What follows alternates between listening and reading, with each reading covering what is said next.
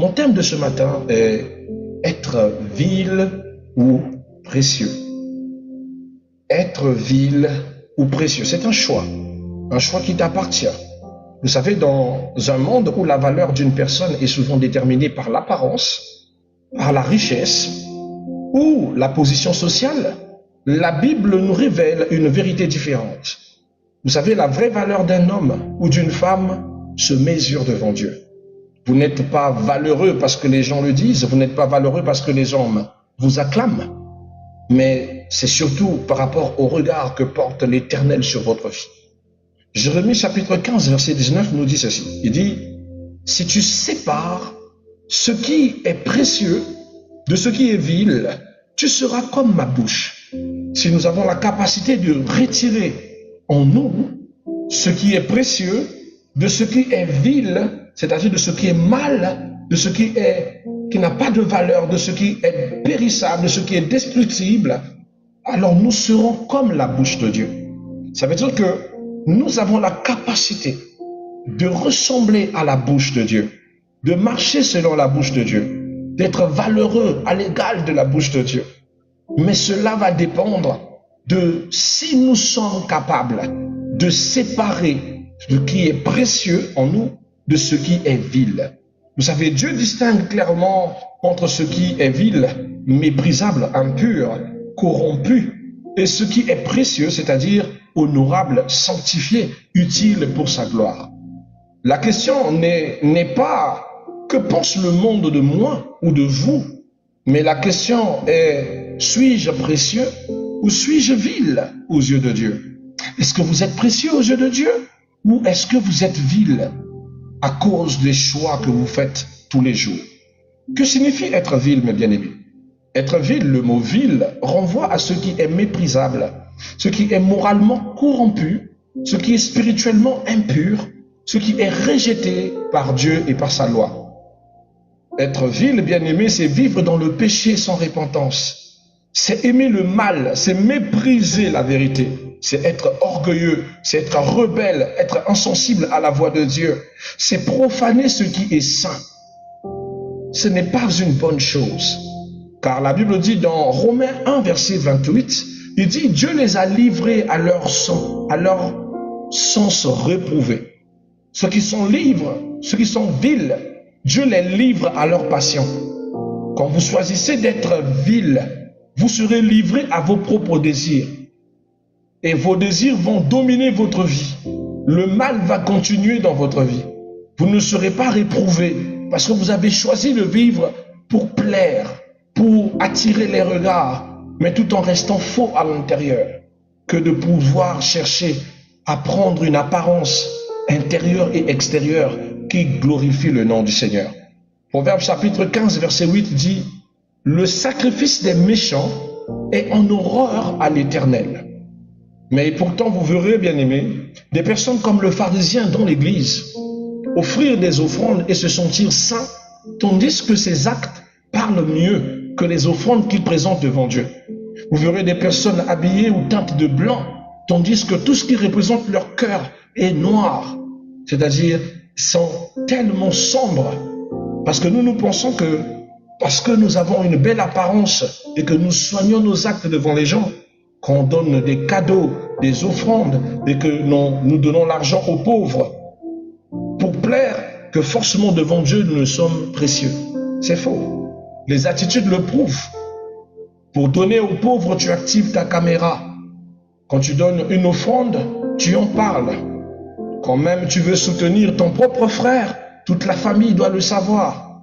Quand même tu décides de pouvoir donner quelque chose à un ami, c'est une histoire qui va se conter. Tu fais quelque chose pour prouver quelque chose aux autres. Rien ne reste dans le secret.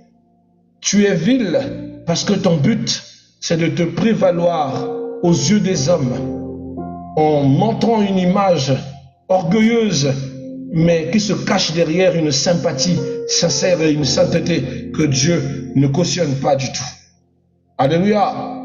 Car celui qui est vil est une personne qui peut être respecté par les hommes et pourtant être vil devant Dieu. Parce que nous pensons que parce que on a le respect des gens, que forcément on est précieux. Je suis dans ce live, vous pouvez me respecter, mais si je n'ai pas une conduite qui plaît l'Éternel, alors je suis vil devant le Seigneur. Voilà pourquoi vous devez comprendre que la nature de précieux et de vil ne dépend pas des acclamations des hommes. Il dépend de la vraie vérité de votre âme intérieure et de vos actes concrets devant Dieu. Que signifie être précieux? Être précieux signifie être mis à part, être sanctifié, être utile dans la main de Dieu. Porter l'image du Christ, c'est ce qui est d'être précieux. Dans 1 Pierre 2, 9, la Bible dit, vous êtes une race élue, un sacerdoce royal. Ceux qui sont précieux est une race élue, un sacerdoce royal. Dans 2 Timothée chapitre 2, verset 20 à 21, il est écrit, dans une grande maison, il y a des vases d'honneur et d'argent. On met entre parenthèses précieux, et des vases de bois et d'argile, entre parenthèses, vil, moins honorable. Ce qui se purifie devient un vase d'honneur utile au maître. Il y a des vases vils qu'on peut mettre devant les toilettes. Elle peut être belle d'apparence, mais son rôle c'est de curer les toilettes. Personne ne peut boire à l'intérieur parce que Dieu a jugé que son statut c'est de curer les toilettes, mais belle de l'apparence.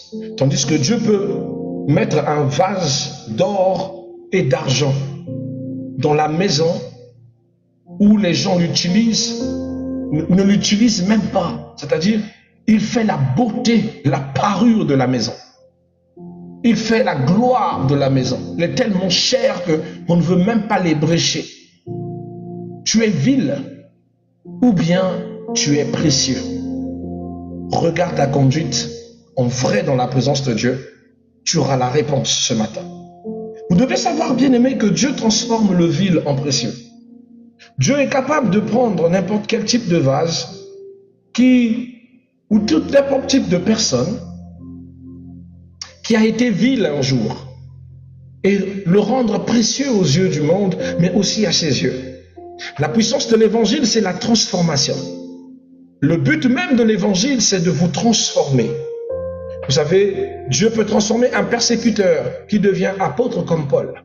Quelqu'un qui a fait du mal aux chrétiens, mais qui est devenu l'apôtre des nations.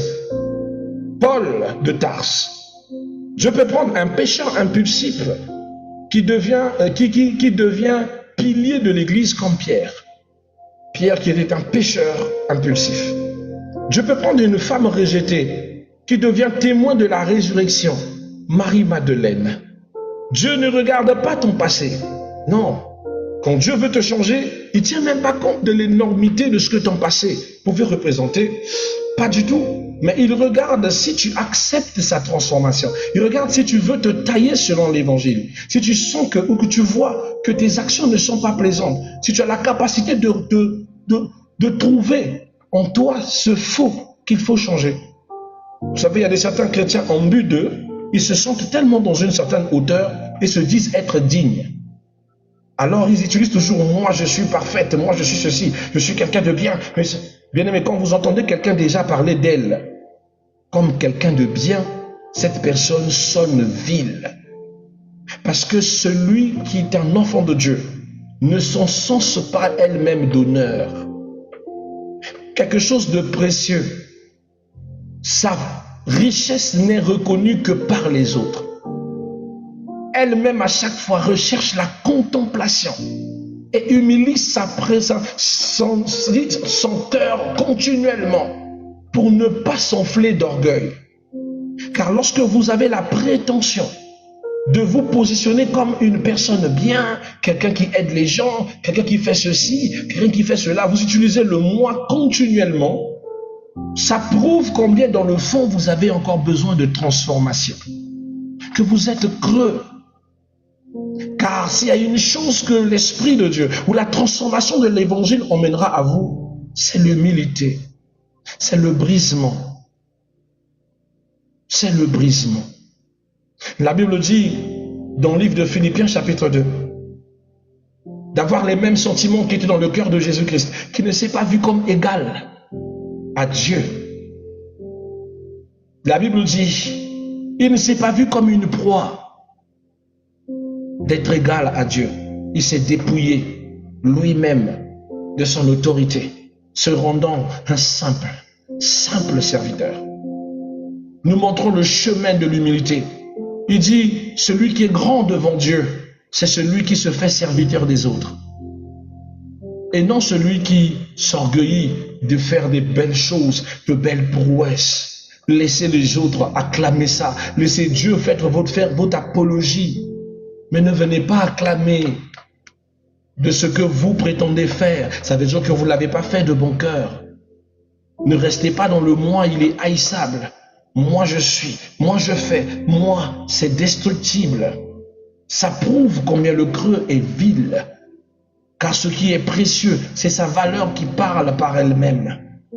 Elle ne prétend pas, elle est, elle vit, elle n'a pas à prouver ce qu'elle est. Elle s'accepte telle qu'elle est. Elle reste humble. Elle n'est pas dans l'offensive, dans la colère, dans la haine. Elle est dans la douceur, dans la tempérance, dans l'amour, dans le partage, dans la totale confiance avec Dieu. Mais cependant, tout le monde reconnaît sa valeur. Elle est indiscutable, car Dieu ne permettra pas que ce qui est précieux, bien que ne sache, c'est-à-dire restant dans l'humilité, face à sa préciosité, reste éteint du regard des autres. Ce qui est précieux sera toujours recherché.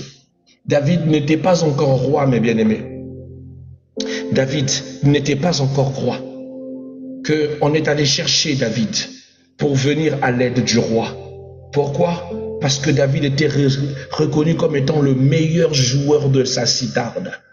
Il y avait des joueurs de citharde contemporains, mais le meilleur de sa génération, c'était lui. Il n'avait jamais vanté ses capacités. La Bible nous avait jamais présenté cette capacité dès le début. On présentait David comme un berger, comme quelqu'un qui restait reclus dans les montagnes. Mais lorsque le roi était troublé par des cauchemars, il y avait une réputation qui précédait David comme étant le meilleur joueur de citharde. Laisse que ta réputation, que Dieu est en train de mettre en toi, parle plus que toi. Laisse que les autres estiment la valeur que tu as. Laisse que les autres estiment ce que tu vaux. Car ce qui est précieux ne se déclare pas. Ce qui est précieux, ce sont les gens qui le déclarent, qui le remarquent et qui lui donnent de la considération. Parce qu'il est précieux. Mais celui qui se vante de sa préciosité est vil dans son fond. Joue comme un bidon vide. Un son désagréable et confus. Alléluia. Alléluia. Comment passer de vil à précieux? Comment devenir précieux lorsque vous êtes vil? La première étape commence par la repentance sincère. Proverbe 28, 13. Celui qui cache ses transgressions ne prospère point. Si vous trouvez dans votre cœur ce sentiment qu'il y a quelque chose qui ne va pas en vous, il y a quelque chose qui ne plaît pas à Dieu, vous êtes respecté par rapport à l'image que vous imposez auprès des gens, vous travaillez votre apparence, mais vous ne travaillez pas votre intérieur. Vous êtes seul capable à savoir que d'apparence vous ressemblez à une sainte ou à un saint, mais vous êtes un masturbateur, un menteur intrépide, un briseur de cœur, un charlatan, une mauvaise personne. Bien-aimé, vous avez conscience que vous êtes vil. Alors répentez-vous devant Dieu. Répentez-vous sincèrement. Assumez ce que vous êtes réellement devant Dieu. Et dites, Seigneur, voici ce que je suis. Les gens ne savent pas. Ils ne savent pas qu'en réalité, je fais ça. Que la personne qu'ils acclament, c'est pas ça. Moi-même, je sais que je ne suis pas bien. Seigneur, pardonne-moi. Ça me plaît pas. Je me plais pas. Je plais pas parce que je fais pas ce que tu veux. J'arrive pas à te plaire, alors je me plais pas. Là commence ton premier départ pour un changement. La deuxième des choses, c'est la sanctification. La Bible dit dans Hébreux 12, 14, il dit, recherchez la paix avec tous et la sanctification sans pour laquelle personne ne verra le Seigneur. Vous devez comprendre que la sanctification, ce n'est pas seulement de purifier son corps ou encore de purifier son âme, mais elle commence par la paix que vous créez avec tous. Vous devez commencer par mettre la paix avec tout ce qui vous environne. C'est là où la sanctification commence. Elle commence lorsque vous êtes un instrument de paix et que vous donnez la paix à ceux qui vous entourent. Et que maintenant, vous devez vous purifier pour devenir vous-même une paix intérieure. Christ dit, je vous laisse ma paix, je vous donne ma paix. Avant de laver notre péché, il nous accorde d'abord sa paix. La paix est la base que vous devez faire asseoir votre sanctification. Là où il n'y a pas la paix, la sanctification sera juste comme laver le cochon pour retourner à la boue. Retrouvez d'abord la paix dans votre cœur, la paix dans votre corps, la paix dans votre tête, pour asseoir la sanctification qui durera. Si vous courez vite à vous sanctifier, sans semer la paix avec tous, sachez bien que Satan exploitera ce manque de paix qui vous poussera à retomber dans la boue comme un cochon. Et c'est ça ce que beaucoup de gens font comme erreur dans le processus de leur repentance. Vous sanctifier. Troisième des choses, s'orienter pour retrouver en soi le pilier qui nous assoit dans l'obéissance à la parole de Dieu. Bien-aimés, la troisième des choses, c'est l'obéissance à la parole de Dieu. Vous devez retrouver cette place en vous qui ne se borne pas qu'à écouter la parole, mais cette chose en vous qui vous dit, il faut que je change et je vais changer. Je vais mettre la parole à l'application. La Bible n'est pas qu'une citation. C'est quelque chose que je dois appliquer méthodiquement. Dès aujourd'hui, je commence à mettre en pratique. Je commence à retirer certaines choses. Je commence à refuser certaines choses. Je commence à sortir de la pornographie, du mensonge, de l'alcoolémie, du fétichisme, des choses obscures, des choses que les autres ne savent pas. Quand ils me voient, ils voient quelqu'un de bien. Mais en réalité, à l'intérieur, je ne suis pas digne. Quand tu commences à poser ces actes, tu rentres dans le socle de l'obéissance à la parole. Alors là, bien-aimé, tu vas commencer de vivre quelque chose d'extraordinaire.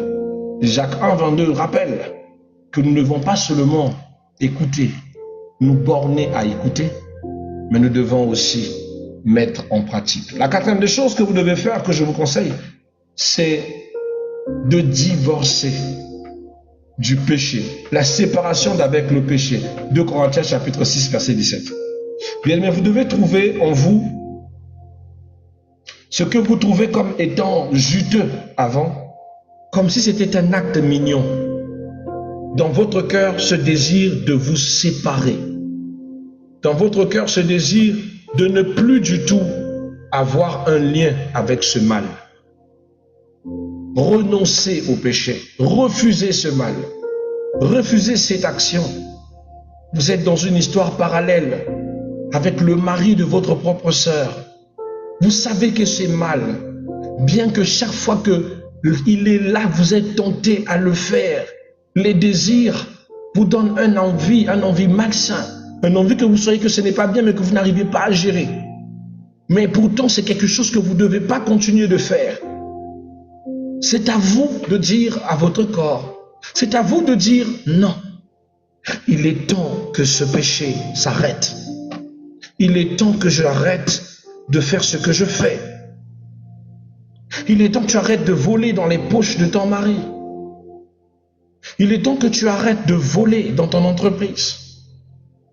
Il est temps que tu arrêtes de faire du mal, le même mal qui devient offensif et qui te pousse à toujours reculer chaque fois que tu fais un grand pas pour avancer. C'est ça qui fait que tu sois vil. Et c'est la décision la plus difficile. Parce que des fois, la dépendance est tellement forte. Mais normalement, l'appel est que tu quittes cette chose, que tu sortes de ça pour ta propre délivrance.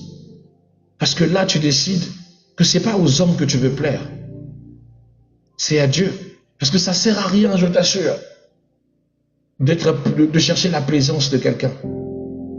Vous pouvez satisfaire un homme pendant 2 heures. À la 3e heure, il régnera ce que vous êtes. Vous pouvez habiller un pauvre de tout votre cœur. Mais quand il sera l'heure de vous remercier, il donnera son merci à quelqu'un d'autre. Est-ce mauvais le fait de l'avoir aidé? Non. Mais la reconnaissance des hommes est peine perdue. Alors, recherchez la première des choses, le royaume de Dieu, la plaisance avec Dieu. Vous devez vous sentir en symbiose avec l'amour de Dieu, avec votre foi. Est-ce que Dieu aime ce que je suis? Est-ce que Dieu aime ce que je donne? Est-ce que Dieu aime ce que je représente? Suis-je qualitative? Ou je ne suis que quantitative? Or, Dieu veut que tu sois une offrande de qualité. Il ne veut pas que tu sois une offrande de quantité. Car la quantité ne peut pas être plus valeureuse que la qualité. D'accord? Comme l'or passe par le feu, bien-aimé, pour devenir pur, ainsi Dieu permet les épreuves pour révéler ce qui est précieux en toi.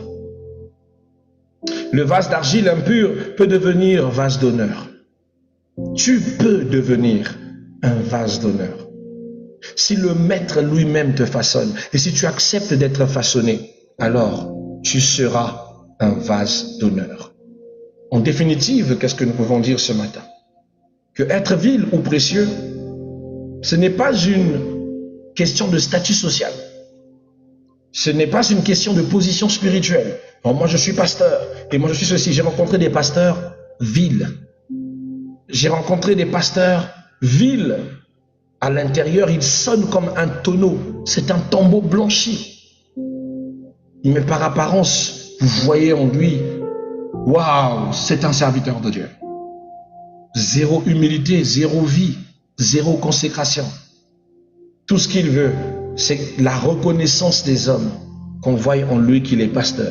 Alors il multiplie les programmes de prière, il multiplie les programmes pas pour gagner les âmes pour Dieu, pour renflouir son église, pour renflouir les bons vides, pour renflouir les actions de grâce, et non pour emmener des âmes à Elohim, et non pour préparer ces âmes à l'avènement de notre Seigneur, et non pour former ces âmes pour devenir des guerriers pour Christ. Beaucoup de personnes sont gagnées dans les évangiles, sur les réseaux, dans la rue, pour être amenées à l'église sans être enseignées, formées, et périr sous la méchanceté des exploiteurs financiers, et ressortir de l'église déçus d'avoir rencontré des gens vils au lieu d'être précieux. Car ce qui est précieux honore ce qui est précieux. Ce qui est précieux protège ce qui est précieux. Mais ce qui est vil exploitera aussi le vil qui est en vous.